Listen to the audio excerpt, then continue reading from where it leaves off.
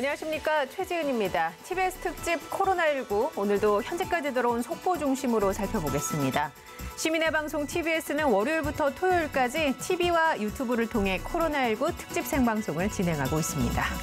먼저 18일 0시 기준으로 발표된 코로나19 현황 살펴보겠습니다. TBS 보도본부 정선미 기자와 함께합니다. 안녕하세요. 안녕하세요. 네, 전국 확진자 상황부터 살펴볼까요? 네, 오늘 0시 기준으로 신규 확진자는 126명이 늘었습니다. 감염 경로를 보면 국내 발생이 109명이고요. 해외 유입이 17명입니다. 국내 발생 확진자는 여전히 수도권 중심으로 이제 늘고 있는데 서울이 46명으로 가장 많았고요. 경기 32명, 인천 4명으로 수도권에서 82명이 발생했습니다. 해외 유입은 검역에서 2명이 확인이 됐고 지역으로 돌아가 자가격리 중에 15명이 확진 판정을 받았습니다. 누적 확진자가 이제 22,783명입니다. 그래도 위중, 중증 환자가 조금 줄었습니다. 110명으로 어제보다 10명이 줄었고요. 네. 사망자는 5명이 늘어서 누적 사망자는 377명이 됐습니다. 어제는 5명, 오늘도 5명, 네, 사망자가 줄지 않고 있어요. 연일 사망자가 많이 나오고 있는데 이 부분은 어떻습니까? 확진자가 아무래도 많은 수도권에서 더군다나 사망자가 많이 잇따르고 있습니다. 중앙방역대책본부가 어제 저녁, 엊그제랑 그리고 어제 사망한 환자에 대한 6명에 대한 조사 결과를 밝혔는데 서울에서 4명, 인천에서 2명, 그리고 경북에서 1명이었습니다. 사망자 모두 8월 말에서 최근 사이에서 확진받은, 그러니까 확진된 지 한 달이 채 안 됐고요. 네. 나이가 1920년에서 50년생 사이 모두 70대 이상의 환자였습니다. 경북의 95세 남성은 확진받은 당일에 숨졌습니다. 이제 9월 들어서 코로나19로 어제까지 52명이 사망한 상태인데 이 중 절반 이상인 최근 일주일 동안에 목숨을 잃은 거고요. 그중에 60대 이상이 94%에 달합니다. 고령층에서 코로나가 걸리면 급격하게 안 좋아지는 것 같습니다. 네, 맞습니다. 요양시설이나 병원, 고령층이 많이 이용하는 시설에서 이렇게 집단 감염이 끊이지 않고 있는데 어제도 수도권에서 요양시설과 의료기관 관련 확진자가 계속 나왔잖아요. 맞습니다. 이제 경기도 이천의 주간보호센터, 그리고 또 고양의 정신요양시설, 성남의 장애인 복지시설 등과 관련한 확진자가 계속해서 나오고 있고요. 서울에서는 서대문구 이제 세브란스 병원과 병원의 근무자가 추가로 확진이 됐습니다. 그래서 누적 확진자가 46명까지 늘어난 상태입니다. 이번 환자 중에서 확진자가 나온 시흥 센트럴병원에서도 간호사 2명이 추가로 확진 판정을 받았습니다. 세브란스 관련 확진자가 어제만 해도 33명, 33명 정도 됐었는데 46명까지 늘어났군요. 이게 고양시 일가족 집단 감염이 이제 재분류가 됐기 때문입니다. 방역 당국은 역학조사를 해봤더니 세브란스 병원 재활병동에 입원한 친척을 간호하기 위해서 지난 4일과 5일 사이에 이 병원에 갔던 고양시에서 거주하는 분이 다음 날 6일에 가족과 함께 여행을 간 게 이제 감염의 원인이 된 것 같다라고 조사 결과를 밝혔는데요. 아무래도 가족과 여행을 하다 보면 장시간 함께 있고 밥도 같이 먹고 그리고 마스크를 벗게 되는 경우가 발생하지 않습니까? 그렇죠. 이번 여름 휴가철인 8월 이후에 모임 그리고 여행과 관련해서 발생한 환자 수를 조사했더니 300명이 넘었습니다. 이게 모임이나 여행을 참석한 사람이 150명이었고요. 여기에 추가로 전파 감염된 사람이 160명이었습니다. 최근 수도권을 중심으로 확진자가 번지고 있는 산악카페 모임과 관련해서는 사실 참석자는 19명 확진자가 나왔는데 오히려 가족과 지인 등 추가 전파자가 28명입니다.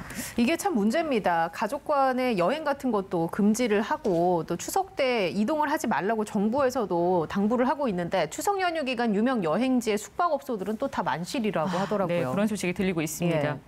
그리고 지금 방역 당국 같은 경우는 이제 추석 연휴에는 고향 방문을 좀 자제해달라고 이야기를 하지 않습니까? 아무래도 가족이 많이 모이다 보면 부모님 또 고향에 있던 친지 어른분들이 고령층이 많지 않습니까? 정은경 본부장이 어제 정례 브리핑에서 지금이 굉장히 조심스러운 상황이다라고 이 시점을 말하면서 추석 연휴 이동을 자제해달라고 좀 당부를 했습니다. 특히 2주 뒤로 다가오는 추석 연휴 기간 동안에는 대규모 인구 이동에 따른 감염 확산이 우려되므로 코로나19 감염 예방을 위해서는 이번 추석에는 고향이나 친지 방문을 자제해 주시고 모임이나 여행 등도 연기하거나 취소하고 자제해 주실 것을 요청을 드립니다. 서울시설공단 같은 경우도 내일부터 추석 연휴가 지난 그 다음 주 10월 18일 사이에 휴일에는 이 공단이 운영하는 서울 시립묘지 5곳의 실내 봉안시설을 폐쇄하기로 결정했다고 이제 어제 밝혔거든요. 추석이 다가오면 성묘 인파가 많이 몰리는 것이 저희 교통방통에서도 많이 얘기를 했던 그 파주에 용미리의 묘지가 있지 않습니까? 그리고 또 고향의 서울시립승하원 이 2곳이 실내 봉화원이 문이 닫힙니다. 추석 명절 기간에 무료로 운행하던 순환버스도 운행을 멈추고요. 그리고 재래실과 휴게실도 폐쇄됩니다. 서울시립승하원 홈페이지에 사이버 추모의 집이 열려서 온라인 추모는 가능해집니다. 네, 어제는 접촉자도 아닌데 감염이 된 사람이 나왔다면서요? 맞습니다. 이제 서울시가 일반 시민을 대상으로 하고 있는 게 지금 선제검사인데 이 선제검사에서 첫 감염자가 발생했습니다. 선제검사를 시작한 지난 6월부터 지금 3달간 검사를 받은 인원이 총 8,500명이 넘습니다. 그중 지난 14일 검사를 받은 증상이 없던 한 시민이 이제 확진이 된 겁니다. 네. 시는 이번 사례로 이 선제검사 필요성을 더욱 절감하게 됐다면서 원하는 시민 모두가 검사를 받을 수 있도록 지속해서 선제검사를 추진하겠다 이렇게 밝혔습니다. 또 최근에 의료기관들의 감염 사례가 계속되고 있지 않습니까? 그래서 확진자가 발생한 자치구의 의료시설, 의료기관을 대상으로 2만 5천여 명의 의료진과 종사자에 대한 선제검사도 시행하겠다 이렇게 얘기했습니다. 그러면 일반 시민이 선제검사 받으려면 어떻게 해야 할까요? 서울시 홈페이지에서 신청할 수 있습니다. 신청만 하면은 이제 7개 시립병원에서 무료로 선제검사를 받을 수 있는데 주당 최대 1,000명을 시행하고요. 접수는 선착순으로 마감됩니다. 그래서 해당 주에 신청 접수가 마감이 되면 그 다음 주 월요일에 신청하시면 됩니다. 좋은 정보군요. 네. 이번에는 학교 얘기 좀 해보겠습니다. 어제도 전국 7,000개가 넘는 학교에서 등교 수업이 이루어지지 못했어요. 맞습니다. 전국 10개 시도 그리고 7,013개 학교의 학생들이 학교를 가지 못했습니다. 등교 수업을 중단하고 있는 학교는 14일 이후 사실 조금씩 늘어나고 있는 추세인데요. 네. 수도권에서만 6,900곳이 넘습니다. 수도권 등교가 다시 시작되는 다음 주 월요일부터는 아무래도 등교 수업을 중단한 학교가 좀 크게 줄어들 것으로 보이는데 학생 중에 코로나19 확진 판정을 받은 학생이 6명이 늘어서 530명을 넘겼고요. 교직원도 2명이 늘었습니다. 그래서 최소 113명으로 조사됐습니다. 아이들은 근데 코로나에 걸리면 무증상인 경우가 많아서 이게 또 국내 연구 결과로도 나왔다면서요. 맞습니다. 서울시 보라매 병원에서 이제 소아청소년과 연구팀이 확진 판정을 받은 만 19세 미만의 환자 90명을 조사를 했는데 대다수가 치료가 필요할 정도의 중증도를 보이지 않았고요. 그리고 22%는 어떠한 증상도 발견되지 않은 것으로 확인이 됐습니다. 아동과 청소년들은 자신이 감염된 사실을 모른 채 이제 활동을 할 수 있다는 점입니다. 조사 대상 중에 71%가 증상이 코로나19 진단 이후에 나타났고요.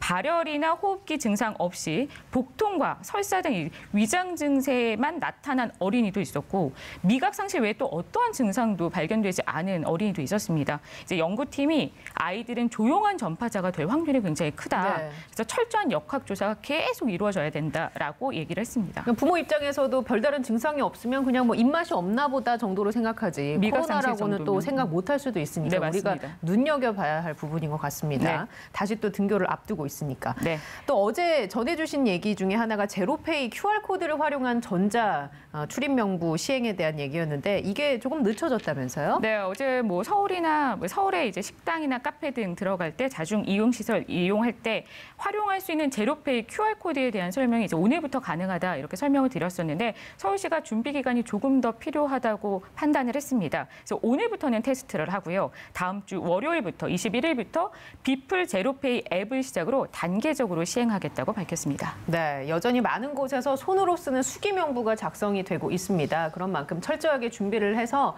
이런 편한 서비스가 빨리 시민들한테 제공이 되길 바라고요. 오늘 이야기는 여기까지 듣겠습니다. 정선미 기자 고생하셨습니다. 네, 지금 시각 10시 59분 12초 지나고 있습니다. 잠시 후에 중앙방역대책본부에서 코로나19 관련 브리핑을 할 예정인데요. 저희가 준비되는 대로 바로 전해드리도록 하겠습니다. 네, 자 계속해서 국내외 코로나19 상황 보다 구체적으로 살펴보겠습니다. 먼저 김경우 서울백병원 가정의학과 교수 자리해 모셨습니다. 안녕하십니까? 네, 안녕하세요. 네, 자 그리고 이번에는 심리상담 전문가이십니다. 이호선 숭실사이버대 교수님 함께합니다. 안녕하세요. 안녕하세요. 반갑습니다. 네. 오늘 코로나19 신규 확진자가 전날보다 숫자가 다소 줄긴 했습니다. 하지만 여전히 세 자릿수대를 이어가고 있는데요. 일단 지금 중앙방역대책본부의 브리핑이 시작이 됐다고 하니까 현장 얘기 들으시고 저희는 전문가 두 분과 함께 다시 돌아오겠습니다. 환자 발생이 계속 감소하고는 있으나 감소 추세가 완만하게 진행이 되고 있습니다. 특히 수도권의 환자 발생은 크게 줄지 않고 있고 감염 경로를 확인하지 못한 사례와 산발적인 집단 감염이 지속되고 있습니다. 이러한 현상은 수도권의 방역망의 통제 범위 밖의 감염이 여전히 존재한다는 점을 방증하는 것으로 수도권 주민들의 주의가 요청되는 상황입니다. 지난 주말 수도권의 휴대폰 이동량을 분석한 결과 8월 16일 수도권 사회적 거리두기 시행 직전 주말에 비해 13.9% 감소하였습니다. 그러나 시간이 지나며 조금씩 이동량이 증가하여 지난 주말 이동량은 그 직전 주말에 비해 8.3% 증가한 것으로 나타났습니다. 거리두기 기간이 길어지며 국민 여러분들이 느끼시는 불편과 어려움이 커짐에 따라 이러한 결과가 나타나는 것으로 파악되고 있습니다. 지금 우리의 노력이 한두 주 뒤에 성과로 나타난다는 점을 잊지 마시고 사람과의 접촉을 최대한도로 줄이는 노력을 계속하여 주시기를 당부드립니다. 추석 연휴 비대면 문화활동 지원 방안과 방송통신 분야 생활방역 지원 계획을 말씀드리겠습니다. 정부는 국민 여러분이 안전한 추석 연휴를 보내실 수 있도록 가급적 고향, 친지 방문과 여행을 자제하고 집에서 명절을 보내시기를 권고드리고 있습니다. 집에 머무르며 휴식하는 명절 분위기 조성을 위해 비대면 문화활동을 적극 지원하고자 합니다. 문화체육관광부는 공공이 보유한 다양한 비대면 분야의 즐길거리를 제공, 안내하고 있습니다. 예술의 전당, 국립극장 등 29개 국립공공기관이 보유한 공연, 전시, 도서 등 온라인 콘텐츠들을 무료로 개방하고 이를 집콕 문화생활이라는 하나의 사이트에서 통합하여 안내 제공할 계획입니다. 또한 10월 4일까지 네이버 TV와 유튜브에서 연극, 오페라, 뮤지컬 등 온라인 특별 공연을 상연할 계획입니다. 가족 집콕놀이 공모전, 온라인 미술주간 및 문학주간, 온라인 한복 상점과 같은 온라인 추석 특별 문화 행사도 개최하여 비대면 문화 활동 분위기를 만들어 나가겠습니다. 방송통신위원회는 가족 친지들과 영상으로 안부 인사를 할 수 있도록 여러 사람이 동시에 접속할 수 있는 영상통화 서비스를 안내할 예정입니다. 또한 각 방송사는 추석 기간 동안 온 가족이 함께 시청할 수 있는 오락 프로그램, 공감 힐링형 특집 다큐 등 가족 친화형 프로그램을 편성할 예정입니다. 케이블 TV 등 유료 방송사도 국민들이 부담 없이 영상 프로그램을 시청할 수 있도록 쿠폰, 할인, 경품 이벤트 등을 기획하고 있습니다. 재난방송 주간 방송사인 KBS는 추석 연휴 감염병 예방을 위한 국민 행동 요령을 제작하여 방송하고 다른 방송사에도 공유할 계획입니다. 이번 명절이 방역상 중요한 시기라는 점에서 9월 28일부터 10월 4일의 명절 기간 동안 국민 행동 요령 등 방송물이 집중적으로 노출될 수 있도록 각 방송사에 협조를 요청드립니다.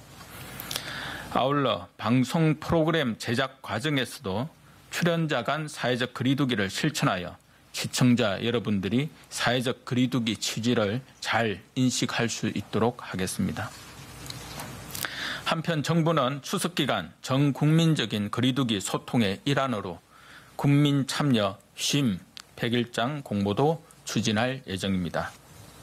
이번 공모전은 누구나 참여할 수 있으며 나에게 쉼이란 어떤 의미인지를 주제로 시나 시조를 작성하여 오는 9월 20일까지 보건복지부 따스아리 공식 블로그를 통해 제출하시면 됩니다.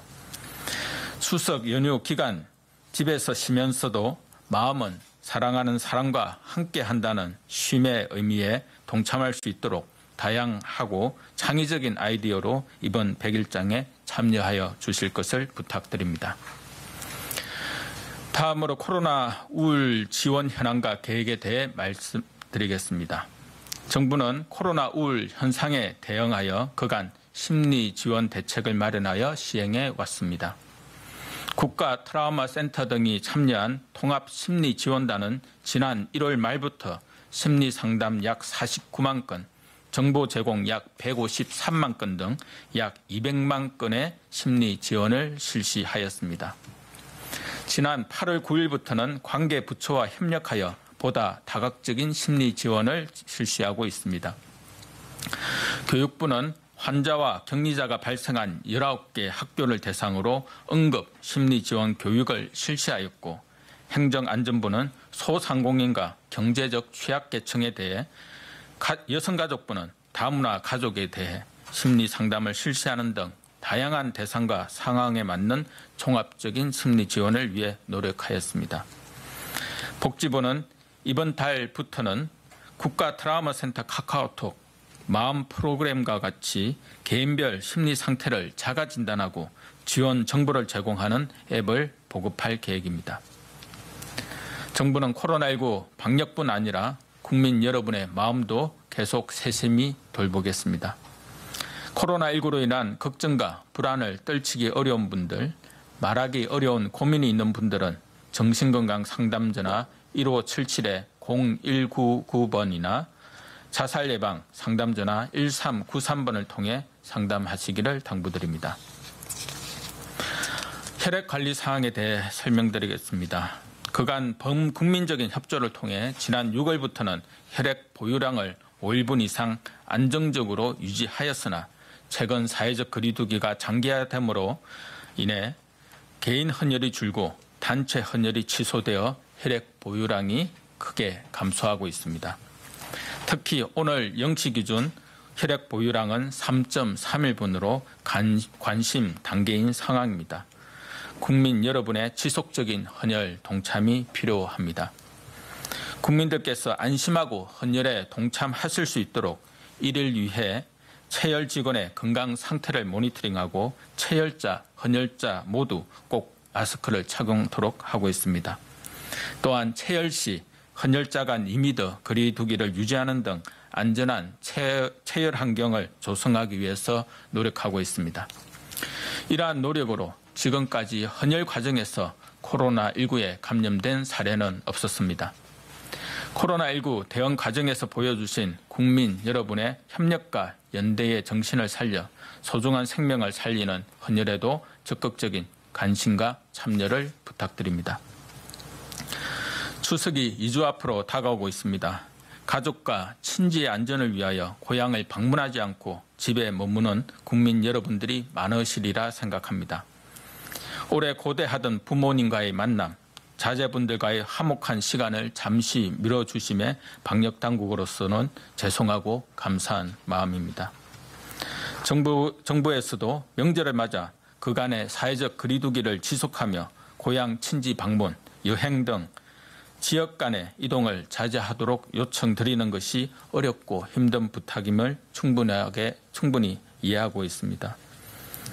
그만큼 추석 연휴를 계기로 한 확산과 전파에 대한 우려가 크다는 점을 다시 한번 양해해 주시기 바랍니다. 주말을 맞이하여 거리두기와 방역 수칙 준수를 재차 당부드립니다. 특히 수도권 주민들은 불필요한 외출과 모임은 삼가시고 많은 사람이 밀집하는 다중이용시설은 방문하지 마시기 바랍니다. 추석 준비를 위해 백화점과 전통시장 등을 불가피하게 방문하시더라도 마스크 착용, 거리두기 등의 방역 수칙을 꼭 지켜주시기 바랍니다. 특히 종교시설에서의 주말 종교 활동도 방역 관리에 철저를 기해 주시기를 당부드립니다. 아직도 종교시설에서의 집단 감염이 산발적으로 발생하고 있습니다. 종교인분들과 우리 모두의 안전을 위해 비대면 예배, 방역 수칙 준수 등을 꼭 지켜주시기를 부탁드리겠습니다. 감사합니다. 네, 지금까지 중앙방역대책본부의 코로나19 관련 브리핑 함께 보셨습니다. 지금 제 옆에는 전문가 두 분이 함께하고 계십니다. 김경호 서울백병원 가정의학과 교수님, 그리고 심리상담 전문가인 이호선 숭실사이버대 교수님과 함께하고 있습니다. 일단 우리 김경호 선생님, 이번 주에 들어서는 100명대를 계속 유지하고 있는데 어제는 늘었고 좀 오늘은 또 줄었어요. 그럼 이게 다시 언제든지 또 폭발적인 증가세로도 이어질 수 있다는 얘기가 될까요? 네, 얼마든지 증가할 수 있고요.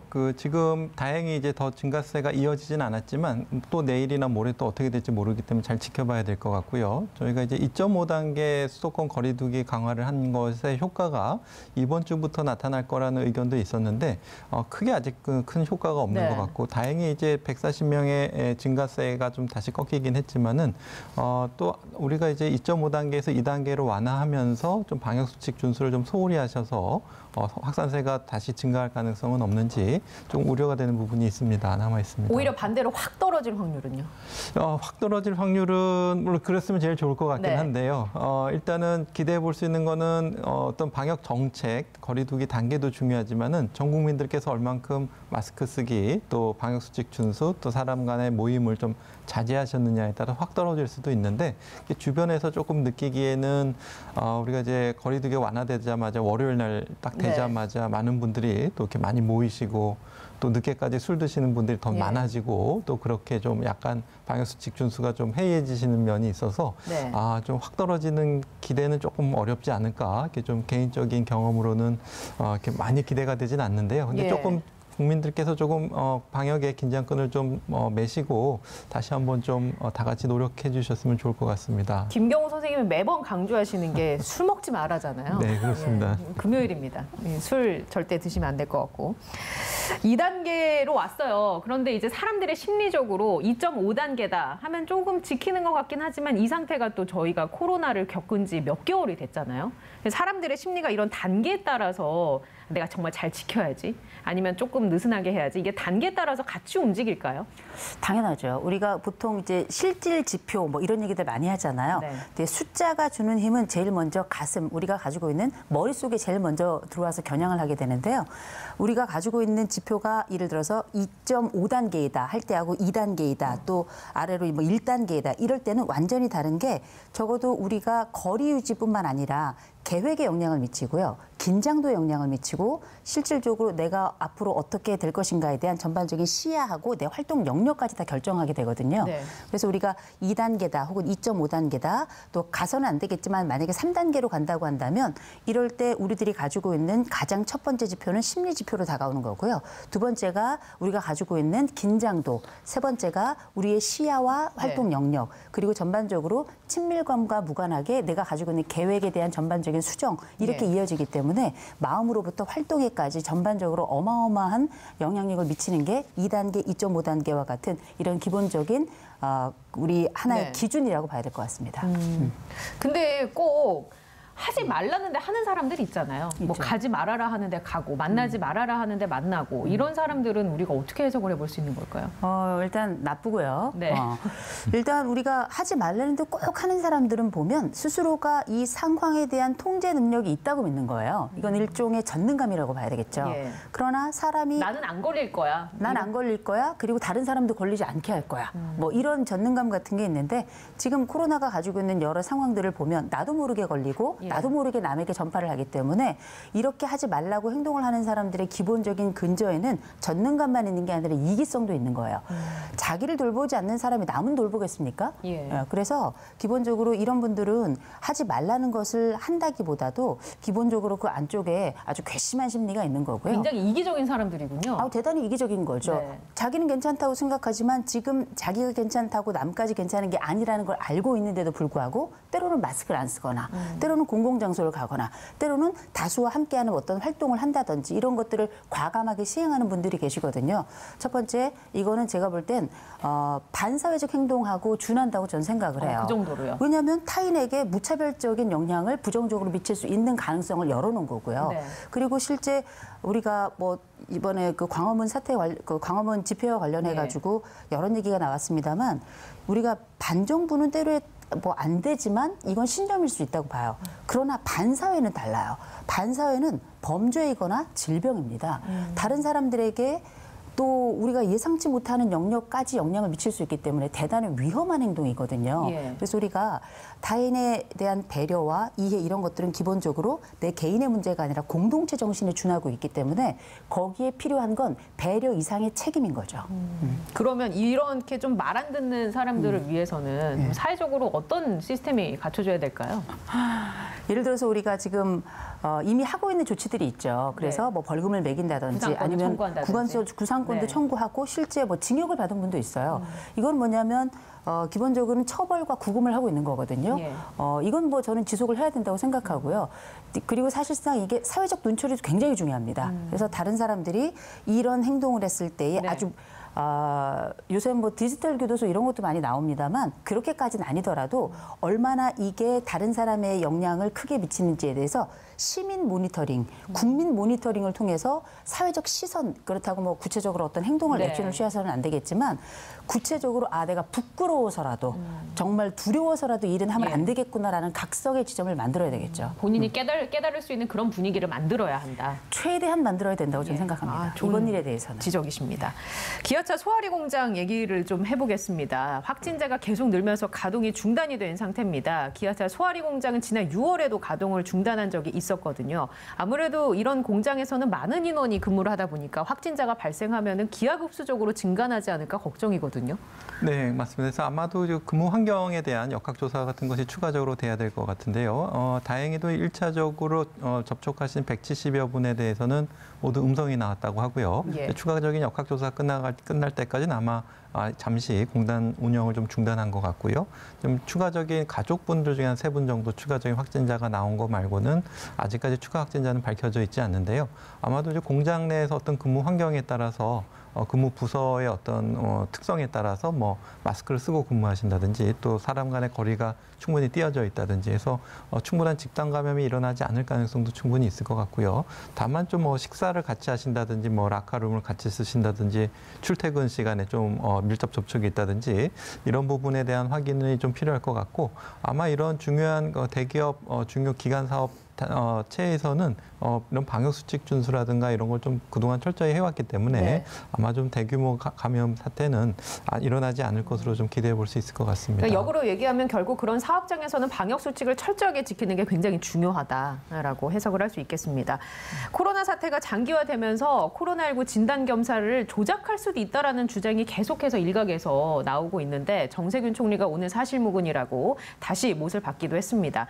이런 말도 안 되는 주장이 나오면 사실 제가 제일 우려스러운 것은 현장에서 열심히 고생하고 있는 의료진 아니겠습니까? 의료진뿐만 아니라 전 국민의 힘이 쭉 빠지죠. 지금 우리가 의료진을 향해서 뭐 덕분에 이런 것도 많이 했었고요. 지금도 방호복 입고 정말 힘들게 어마어마한 시간들을 고통 속에서 그러면서도 견디면서 다른 분들을 돌보는 분들이 계시는데 의료진 뿐만 아니고요. 네. 현장 구석구석까지 또 말초까지 활동하시는 분들 중에는 복지사들도 계세요. 어마어마하게 많은 활동들을 하고 계십니다.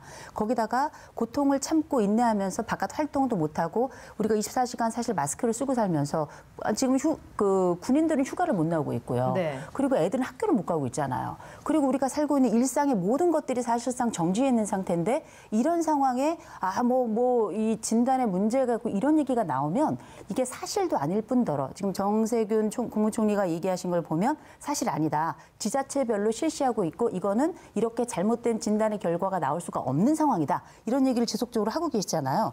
말 그대로 허위 주장은 사기를 꺾는 걸 넘어서 사실은 저는 이건 대단히 심각하게 다뤄야 된다고 저는 보고 있고요. 네. 특별히 우리가 이제 일부 요새는 이제 유튜브 같은 것들이 굉장히 일상화되면서 한쪽 방향 정보만 받는 분들이 계시더라고요. 네.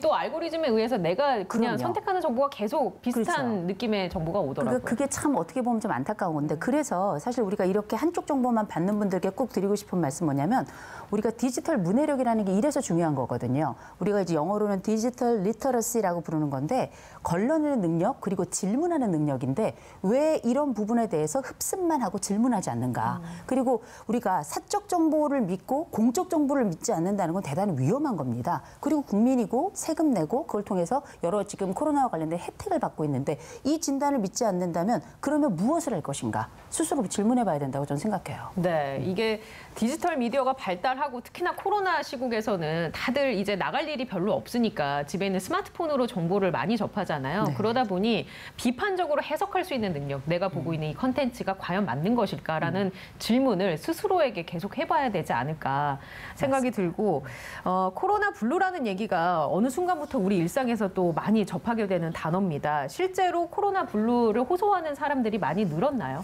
많이 늘었죠. 지금 우리가 한동안 대구에서 코로나 때문에 다들 너무 고통받고 그러실 때 정신보건복지센터라는 곳에 이름을 처음 들어보신 분들도 많이 계실 텐데 그 이후로 관련된 여러 기관들의 전화 상담 문의도 굉장히 많았고요. 제가 개인적으로 운영하고 있는 상담실에도 굉장히 문의가 많았습니다. 그래서 우리가 지금 이미 한 달 만에 상담이 몇 배가 증가했다 이런 것들이 많이 나오는데 분명하게 우리가 코로나 블루와 관련해서 조금 구별점이 필요하긴 해요. 내가 즐겁지 않다고 우울한 건 아니에요. 몇 가지 분명한 여러 증상들을 체크하고 그 가운데 이런 항목들을 가지고 있다면 이건 우리가 코로나 블루라고 하는 게 일명 우울증이니까 네. 우울증이라고 얘기할 수 있을 것 같아. 이거지 약간 우울하거나 이렇다고 해서 내가 우울증이야 이건 아니거든요. 네. 우울감과 우울증은 일단 좀 분리를 해야 될 달라요. 부분이고요. 그럼요. 그래서 우리가 이런 상황이 일단 벌어진 건 우리가 일단은 코로나를 지금 오랫동안 거의 지금 9달 넘어갔습니다. 예. 넘어갔고요. 거기다가 장마가 얼마나 길었어요. 아주 징글징글하게 비가 왔습니다. 예.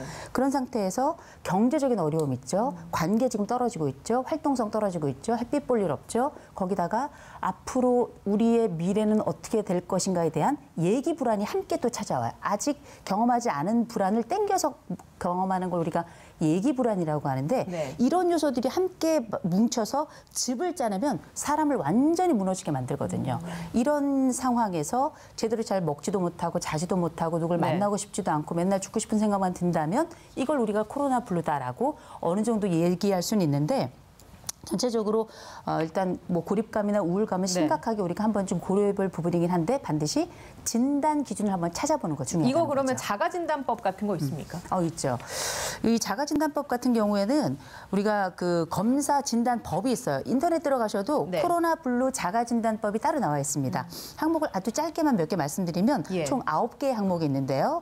이를테면 하루 중 대부분 우울한 기분이 2주 이상 지속되거나 즐거움이 현저하게 감소되거나 체중이 확 증가하거나 네. 확 줄어들거나 또 아니면 너무 자거나 너무 안 자거나 예. 또 무기력한 감정이 너무 있거나 활력이 너무 떨어지거나 무가치하거나 아니면 맨날 죽고 싶은 생각이 들거나 예. 아니면 내가 집중이 잘 안 되거나 이런 9가지 항목들 중에 5가지 이상이 내가 해당이 된다. 그러면 내가 코로나 블루가 아닐까 한번 의심을 해보시고 우리 아까 조금 전에 질본에서 얘기해 주신 번호 있죠? 1577-0199 예. 이 번호로 한번 전화하셔서 내가 이런 상황인 것 같은데 어떻게 하면 좋겠는가 문의를 한번 하시거나 가까운 병원에 가시거나 아니면 우리 김경호 교수님께 한번 여쭤보시는 것도 좋을 것 같습니다. 근데 김경호 교수님, 네, 이 네. 관련해서 네, 네. 코로나 블루로 파생된 혹은 연관된 그런 질환들을 호소하는 그 환자들도 좀 늘었나요?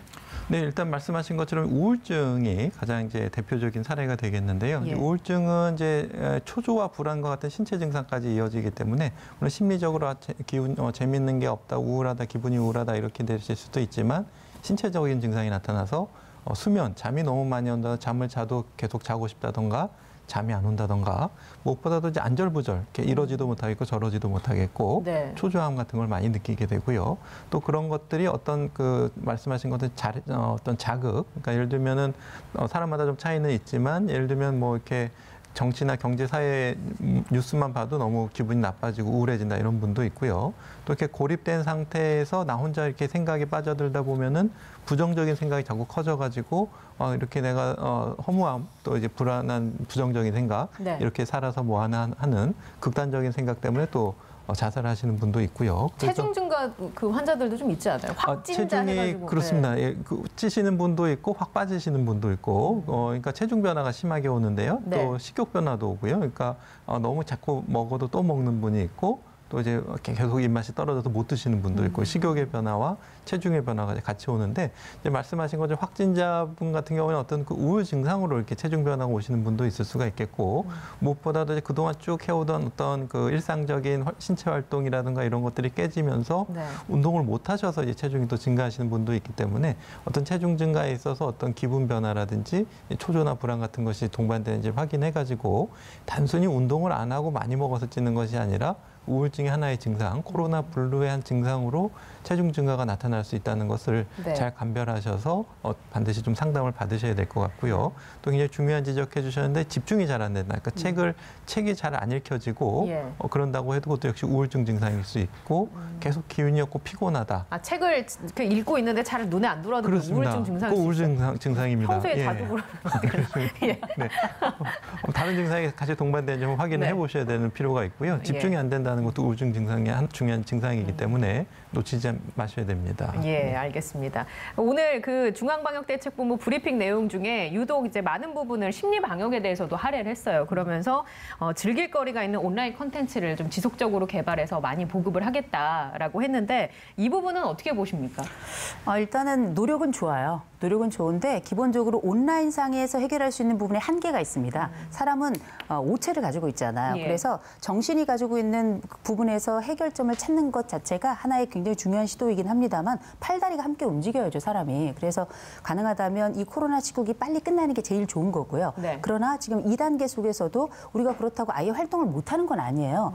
다만 제가 이제 약간 우려가 되는 건 이런 그 온라인 콘텐츠 개발은 대개 일부 온라인을 자유자재로 사용할 수 있는 사람들에게 국한됩니다. 주로 이제 젊은 세대겠죠. 그럼요. 네. 이를테면 우리가 노년 세대들이라든지 아니면 장애를 가지고 계신 분들이라든지 네. 이런 경우에는 사실상 콘텐츠가 있는지도 모르고요. 그리고 콘텐츠가 있다 하더라도 활용할 수가 없고요. 그래서 전체적으로 우리가 지금 뭐 많은 얘기 나오는데 홈트, 집에서 하는 네, 이제 네. 운동 많이 하라고 얘기하잖아요. 차라리 어떤 뭐 국가적으로 이런 전체적으로 누구나 사용할 수 있는 이런 홈 트레이닝을 할 수 있는 어떤 프로그램을 만들든지 뭐 이런 식으로 해야지 온라인은 온라인에 물론 TV도 들어가겠죠. 네. TV도 들어가긴 하겠습니다만 지상파만 나오는 그런 환경에 있는 분들도 그렇죠. 많이 계세요. 사각지대가 분명 있으니까요. 그럼요. 네. 이런 부분들까지 조금 포괄한 조금 더 큰 정책이 좀 나와야 되지 않을까 이런 생각이 들고 그래서 예를 들어서 우리가 지금 같은 경우는 가능하면 모이지 않으면 좋지만 네. 거리 두기를 충분히 해가지고 몇 시에는 뭐 국가에서 지원을 해서 어느 곳 장소에서 운동을 할 수 있다. 네. 대신 5인 미만이다. 뭐 이런 식으로 지원을 하되 활동성도 함께 갈 수 있는 지원이 좀 필요하지 않을까 싶습니다. 그래서 그러면 이제 집 밖에 아주 가까운 공원이나 뭐 산 같은 데를 좀 사람이 없는 시간대 산책하고 하는 그런 거는 좀 도움이 될까요? 요새 뭐 산스장이라고 해서 네네. 산속에서 운동하는 사람들도 늘고 있다고 하던데. 저는 뭐든지 해야 된다고 생각해요. 저는 해가 나면 유럽에 가면은 왜 해나면 그렇게 딱 후딱 네. 꽂고 나와가지고 그렇게 햇볕을 쬐잖아요. 이제 우리나라가 그 짝이 났습니다. 해나면 무조건 창문 밑에라도 들러붙어가지고 해 받아야 되는 거고요. 네. 그리고 움직임을 가질 수 있다면 집에서라도 어떻게든 움직여야 되고요.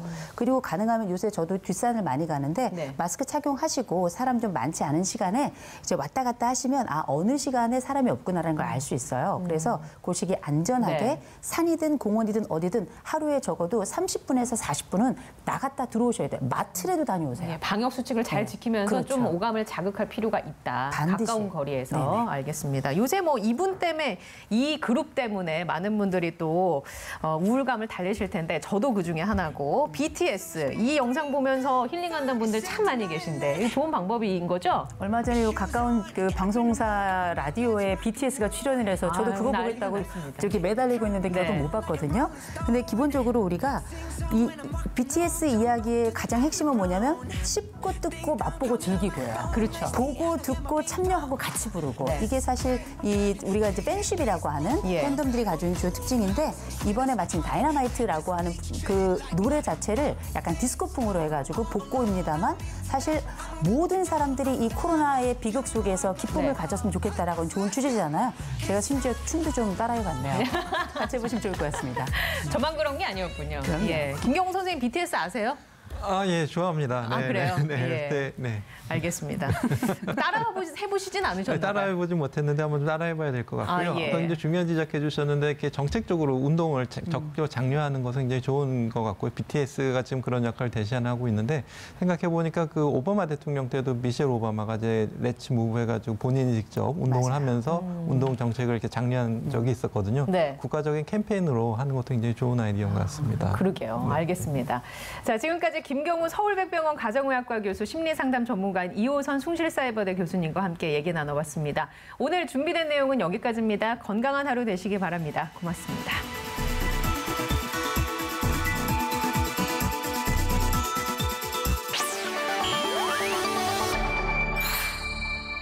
TBS